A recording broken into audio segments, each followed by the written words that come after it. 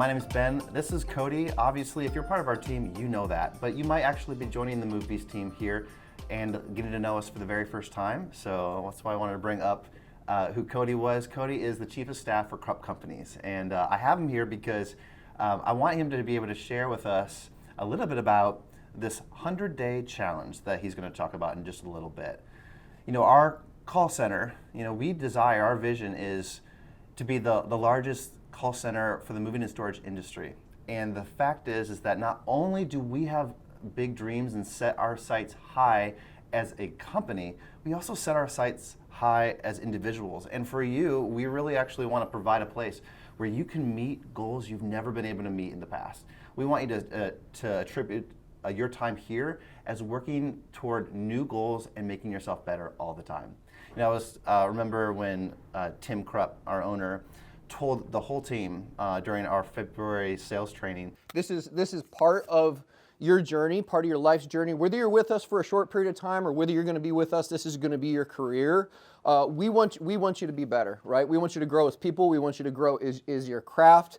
If you leave here and you go somewhere else in 6 months or a year or 2 years, we want you to be able to say that working there was good for me, right? I changed, I grew at that place, and I'm using the things that I learned there, and now I'm using it over here. Like, to me, that is still a win. If anybody comes and works for one of my companies, I want them to leave a better person. I want them to leave better at their craft. I want them to learn new things, right? Tell us a little bit about what this 100-day challenge is, the terms, what it is all about, and then we'll get into maybe the why, about why you're passionate about it. Yeah, absolutely. So 100-day challenge, it's actually pretty simple. So it's 100 days, it's a 100-day commitment, and it's 100 days of self-development. So that can look very differently for different people, but the purpose of it is to get 1% better every day. We want to start getting in the right direction where people are, caring about all aspects of their life, not just their personal life, not just their work life, but improving everything, right? From their physical health to their mental health, all the way to their work life. And it's all tied together, right? If you're able to work on yourself physically and mentally, you're going to be able to incorporate that into your work life. You're going to be able to incorporate that into your day-to-day personal life, and it's going to do great things. So the whole 100-day challenge is really just to work on self-development. That's awesome. So this coming Monday, this is a Friday when we're filming it, but on Monday it's April 1st. And our team this is the first time we're going to be doing this. And so we're going to go all the way into July. If someone's watching this and it's well past April 1st, is this something that has come and gone, or is this an idea that will always be happening? Yeah, no, that's why I love this challenge, because it can be done at any time.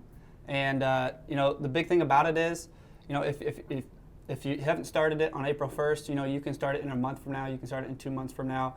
As new people roll in, we want to encourage them to take the challenge, try it out, and hopefully able to achieve that full challenge. If you start it on the 1st, it's actually going to be ending July 10th, and that'd be the full 100 days. It's going to be a great opportunity, a great atmosphere in the workplace, great atmosphere around the people that you know. Hopefully we can encourage each other, support each other, and really just hold each other accountable. When you were illustrating about what this would look like, you were really bringing up things that seemed outside of the sphere of our employees' daily work life. You're talking about physical activity. You're talking about things that would be better for your mental health. Mm-hmm. Can you tell us why, as a company, it matters, or as sales consultants or customer service consultants or representatives, why it's important to take care of our body physically as well as our mental health, and how that trickles down? Yeah, absolutely. So to me, it builds two things: one, confidence, and two, discipline. When you're working on yourself from the day to day, and you're doing things when you don't want to do them, that doesn't just incorporate discipline.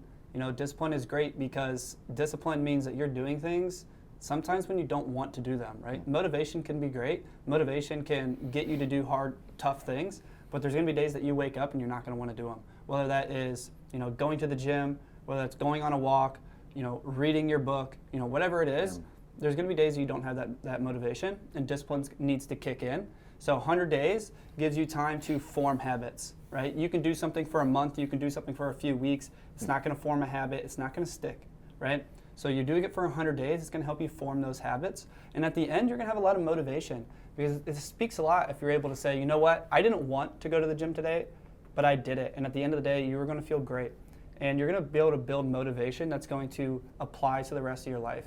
When you hit something, when you hit a wall, when you approach something that's tough in your life, you're going to have that confidence in knowing that I can do this because I've done tougher. I've done tougher things. I've done other things when I didn't want to do them. I know at the end of the day, I'm going to feel great after I do it. Yeah. You and I were talking about the amygdala.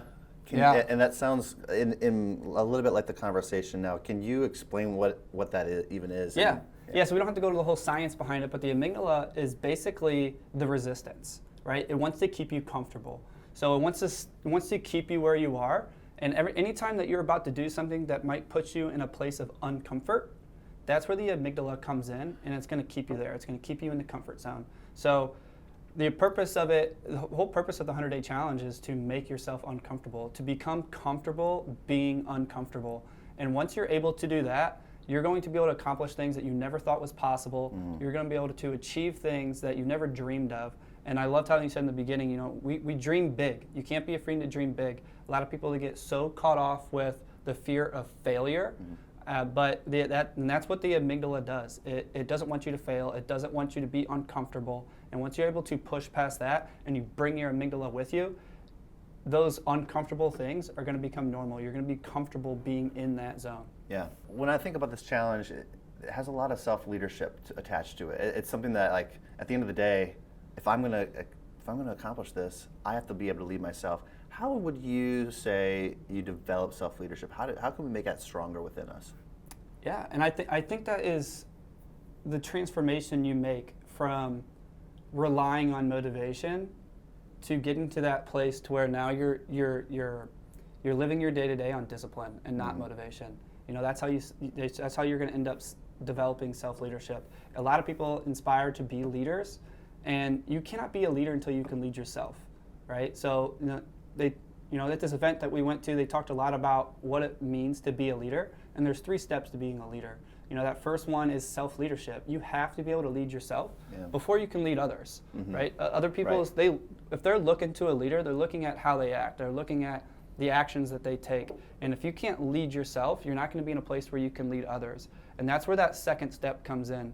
After you're able to lead yourself, then you're going to be able to lead other people.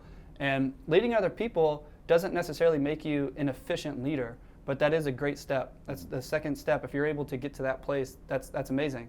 And then once you're able to do that, then you're getting to the third step that's going to make you an efficient leader. And that's you're going to be able to create leaders that can make more leaders, right? So you can kind of let them go on their way, and you have that confidence that they're going to be able to build more leaders along the way.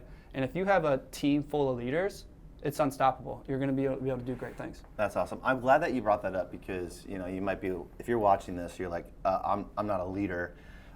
If you were hired to work at Movebees, we saw potential in you, and we believe that you have mad potential to be leader because leadership is really influence, right? We believe that everyone at our company can become a more and more influential leader. So I love how you broke down, like, starting with yourself as self-leadership and moving on from there. You've been talking a lot about goals. We paid reference to a few of them vaguely, but like, give us some examples of what a person might make as their goals. Now, 3 to 5 goals, I think, is what the 100-day challenge is all about, right? Yeah. So for our 100-day challenge, we're rolling out that you got to have 3 to 5 goals or challenges to complete along the way. And the way that we're structuring this is, 3 of those need to be trackable, right? They got to be things that you can look at day to day. Hey, did I do this? At the end of the week, you got to make sure, did I do this amount of times? And then 1 or 2 of those, if you choose to do 5 goals, 1 or 2 of those can be long-term goals, to where maybe it's a weight goal. I want to weigh X amount at the end of these 100 days. That'd be a good example for like the long-term goal. But the short-term goals, where you need at least 3 of them, need to be trackable. So some examples would be, I'm going to go to the gym X amount of times per week, right? And we would say, if you're doing it by the week, it's got to at least be 3 times minimum, right? So going to the gym 3 times per week for the 100 days would be a good example. Now, the great thing about the 100-day challenge is you don't need a gym membership. It can be, because everyone's at different aspects of their life in their health and mental health, or in their physical and mental health. Yeah. So something as simple as, I'm going to go on a 45-minute walk 4 days a week. 4 days a week for the 100 days, right? That'd be a good example. That'd be another physical challenge, right? So we definitely encourage, one of these goals have to be something physical, whether that is going to the gym, going on a walk, going on a bike ride so many times per week. And if it's something that you're doing per week, put a time with it too. I'm going to go to the gym for 45 minutes per day, 3 days a week, or 4 days a week, or 5 days a week, right? The expectation is not to go, I'm going to go hit the gym as hard as I possibly can for 100 days in a row, right? That's not the expectation. Your body's going to need time. Don't kill yourself. Exactly. That's intense, right? You need some time to recover. You need some time to relax. So at the end of this, it's not to get everybody with a shredded six-pack. It's to live the disciplined life that's going to, form that discipline, and that's going to build that motivation. And really, at the end of that 100 days, you should be able to look back and say, wow, like, I can't believe I did that. Some other examples that might go along with like your mental health would be, I'm going to read 10 pages out of a self-improvement book every single day, right? 10 pages. Takes, 15 minutes, maybe 20 minutes, something like that out of 24 hours. That's all you got to put into that, right? So that'd be another good example. Drinking water. People definitely don't drink enough water, right? That's Guilty. Me too. Me Guilty. too. Yeah, exactly. It's tough, right? You have so many different options. So many different options you can choose from, but a good goal would be you take your body weight, you cut it in half, and you drink that many ounces of water every day, right? That's a good recommended amount of water, and that's a healthy amount of water, and you'll be surprised of how different you feel. If you're coming from a background of maybe you're drinking a cup of water, maybe you're not drinking any water because you're drinking coffee, you're drinking soda, you're drinking, anything with like a bunch of sugar in it, right? If you drink half your body weight in ounces of water, it's going to change you. You're going to feel better. You're going to wake up feeling better. You're going to go to sleep feeling better. That's right. You're going to have more energy. So that's another really good example. And I told everybody in the office, another good example would be making your bed first thing when you wake up every day. And some people might chuckle, some people make that's a little silly, but you'd be very surprised just how powerful it is to start every day off with a win. Whether it's just making your bed, like a small win, starting every day off with a positive win, it's like a snowball. It's going to roll, right? You start every single day off in a positive note, in a win, and it's just going to roll into the rest of the day, and you feel like you accomplished something within 5 minutes of you waking up. Yeah. You start every day off with an accomplishment, it's just going to keep going. I love that. Yep. So a lot of different examples you can do, and we are laying it out to where you can kind of choose your own goals, right? So it can be one of those that I mentioned. It can be, giving something up that's toxic in your life. That can be habits. That can be foods, or anything like that. It could be a diet. Whatever it is, it's just going to give something up that's toxic. Which, and I love that form of that word of diet because, we were at this event and Andy Elliott was talking, and he says, isn't it funny that when you choose to eat healthy and you choose to cut all the junk out of your life and you choose to just eat the healthy foods, drink water, whatever it is, that people call that a diet. And that stuck with me because that's so funny because it's right. normal to eat sugar and junk and all this like fast food and like that's just seen as normal and it's so unhealthy for you, but that's what's normal. And when you choose to eat healthy and you choose to eat the right things and you choose to eat things that are actually going to benefit you, that's considered a diet. But that's a little off track. I just thought that was funny. I want to throw that out there because it's something to think about. But all those are really good examples of little things that you can do to just kind of put as your goals. Yeah. I like the fact that you set the terms, right? Yeah. Because, let's be real. You are more in shape than me, right? We have Greek god physique and we have dad bod. Hopefully not by next year, of course. But definitely we're different, right? But we both can choose goals that are equally challenging for both of us, right? Yeah. And we're all in this together. Like we're a pack, we're a team, and we're all moving into being better. Yeah. The other thing too, I think that we didn't mention is that this is voluntary. I almost don't want to say that because I don't really want to give anyone an out, but it really is. It is voluntary. This is not something that you have to do to maintain your job here. But the reality of it being voluntary is important because you can become better by what you decide to do, not because you have an employer looking over your shoulder saying you've got to do this. Yeah. In the end, change, permanent change, comes when you make the decision to make the change. Absolutely. And you follow through and see yourself through. Yeah. That's why we wanted to be voluntary. Yeah. It's really up to you. And it has to be voluntary because, you're only at work for 8 hours, 9 hours, 10 hours throughout the day, whatever it is. You're not getting all these goals done while you're at work. You're not, you might not be going to the gym. You might not be going on your walk. You might not be focusing on your diet. You might not be doing your reading at work. You got to do this stuff at home, right? You got to take this stuff home with you. You got to do it before work. You got to do it after work. So the great thing about this, it's self-accountability. Yeah. You could come in at the end of the 100 days and say, hey, I did it. And maybe you didn't, right? But you got to be able to live with that. Like, are you going to be able to, tell others, tell the leaders that's in your life, and tell your peers, are you able to tell them that you're able to accomplish this? Because this is not easy, right? It's a self-accountability. I'm not by your side every day watching you do all this stuff, right? It's up to you to be accountable for it. It's up to you to hold yourself to that discipline to taking action. So we're at this event, and this someone named Wade was talking, and he's one of the founders of the Titans Retreats. And I thought it was so funny because he came out on stage in his socks, and he started telling this story about how he always has holes in his socks, and he showed a picture of his dog, right? I have a dog, I know how that goes. So he always has holes in his socks. And he started telling the story about how, it's very easy to hide those socks because you always have shoes on. And no one else knows that he has holes in his socks, but he knows, right? And he started thinking, like, where else in my life do I have holes, right? Where else in my life, in my business life, in my personal life, do I have holes? And, and other people don't see them. How you say, like, I might be in great shape, or, I might be disciplined, or whatever it is, but in my mind, I'm thinking of all the holes that are in my life that I need to fix. So in this 100-day challenge, I'm not incorporating things that I already do all the time or things that are easy to me.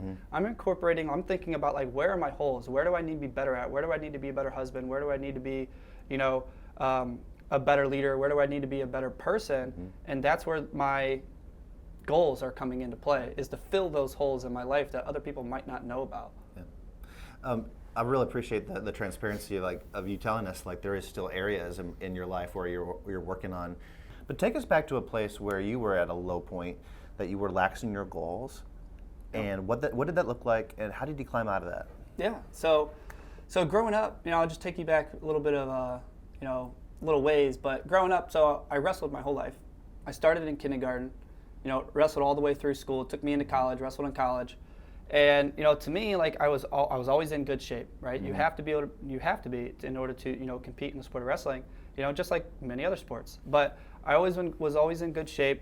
And by the end of that, as I got done and I finished college, I got relaxed. I started working full time, and I started doing other things in my life. And I let the gym fall out of my life. I let that discipline leave. And I was in a job that I did not enjoy. I just felt depressed, right? And I remember having these conversations with my wife, because I would come home and I just didn't even want to be social. I didn't want to hang out with my wife. I didn't want to play with my daughter, which was had a huge impact on me, because it put me in this state of this little bit of depression, and I didn't feel good about myself, right? I was with my body type, my natural body weight, I was 155 pounds, real skinny, that did not look healthy. It wasn't good. So I felt really depressed about that, and I remember the turning point, because I was sitting in the kitchen, I was talking to my wife, and I was actually leaning up on the counter, and I started just doing dips, just messing around, right? And I got 3. And to me, I was only 155 pounds, and I got 3 dips. I come from this background of, being an athlete and wrestling and playing baseball, and doing all these other sports growing up.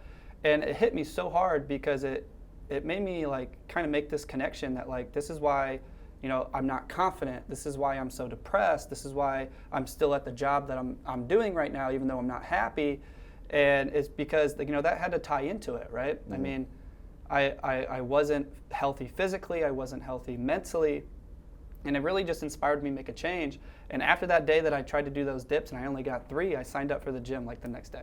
Yeah. Right? And what I noticed was I started going to the gym. I was actually, I was teaching at the time, but I actually was going before work, And I definitely made like this discipline to where I was waking up earlier. I actually started getting excited about waking up, and I started getting back in shape. And I noticed it kind of like turned me mentally too, because I started forming this discipline, and I started doing other things that I wouldn't do, and it just built my confidence. And before I knew it, I ended up, leaving that last job. It led me in such a great direction.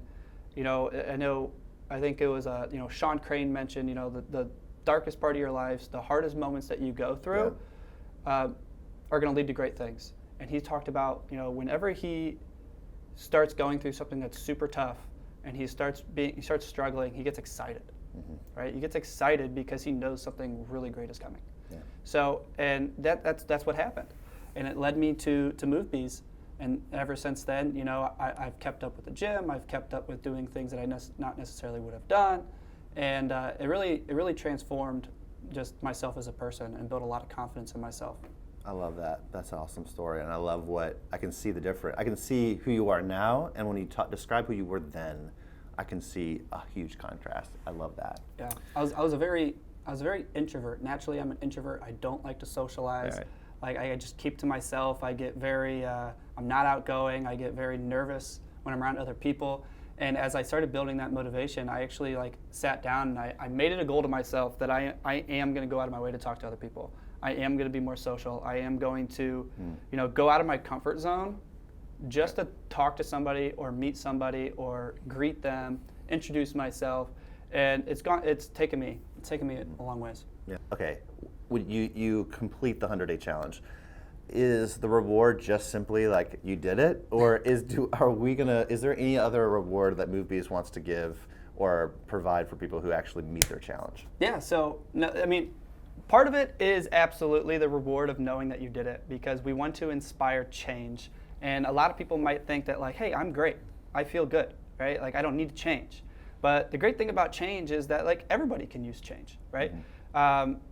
Something that was mentioned to me that I really loved was life is not a mountain. There is no peak, right? You can just keep going. So even if you're doing great, even if you feel at the top of your game, there's always things that you can do that are better. Mm-hmm. And that's what the 100-day challenge is going to do. It's going to make you realize that. It's going to make you realize that there's always room to improve. Mm-hmm. So that definitely is an aspect, but is that the only aspect, the only reward for finishing this? No.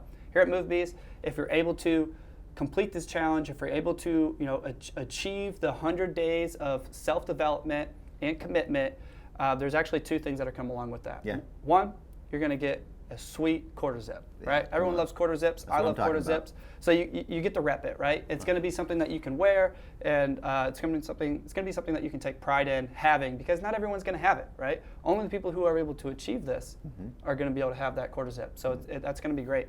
And then the second thing is we're actually going to have everyone who's able to achieve this names is going to go up on the wall here in the office. So we're going to have 100-day challenge full achievers, and then if you're able to complete this, your name's going right up there.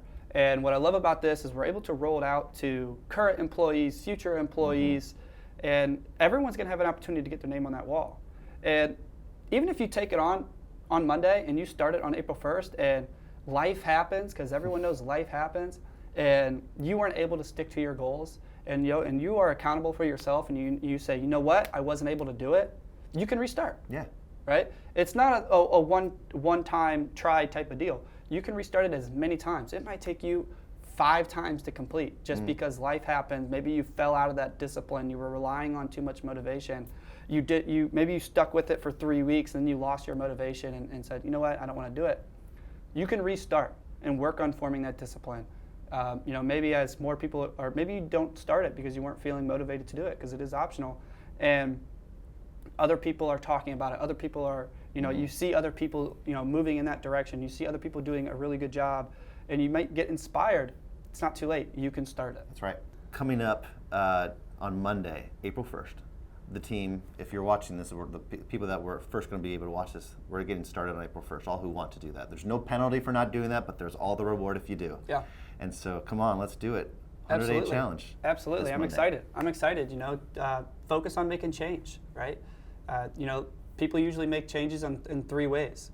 It's either when they hurt enough, they have to, they're inspired enough that they want to, or they learn enough that they want to, right? So kind of focus on that and, see where you're at.